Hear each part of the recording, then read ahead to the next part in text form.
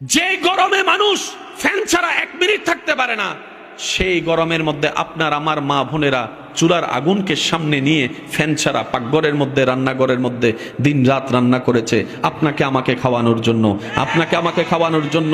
প্রশংসা তো জীবনে করেই নাই, বদনাম করতে দোষ ধরতে ছাড় দিই নাই।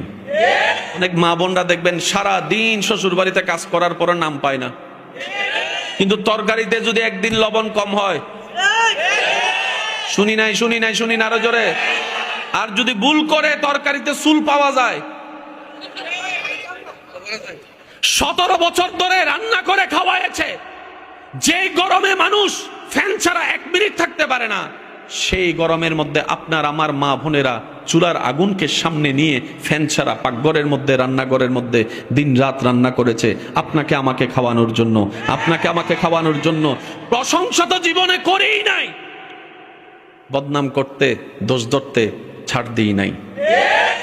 নিজের টাকা দিয়ে যখন রেস্টুরেন্টে খেতে যাই, খাবারও খাই, টিপসও দেন, আবার বাইরে এসে স্ট্যাটাস মারেন। কয়জন আছেন ফেসবুকে স্ট্যাটাস দিয়েছেন, মা আপনাকে ধন্যবাদ আজীবন রান্না করে খাওয়াইছেন। কয়জন স্বামী আছেন স্ট্যাটাস দিয়েছেন, বউ তোমাকে ধন্যবাদ নিজের কষ্ট সহ্য করে তুমি আপনাকে রান্না করে খাওয়াইছো। কয়জন আছে? একজনও নাই।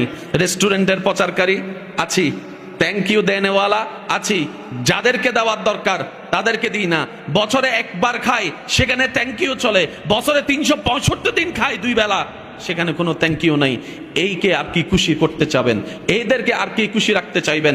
ইমানদার ভাইয়েরা, মনের কানটা প্রস্তুত রাখবেন। প্রথম অনুরোধ আপনাদেরকে করেছি মনের কান দিয়ে শোনার জন্য। আপনি আমি যাদেরকে খুশি রাখতে গিয়ে সারাটা জীবন ব্যয় করে দিচ্ছি, দিন শেষে দেখা যায় সবাই জিরুর কোঠার মধ্যে বসে আছে।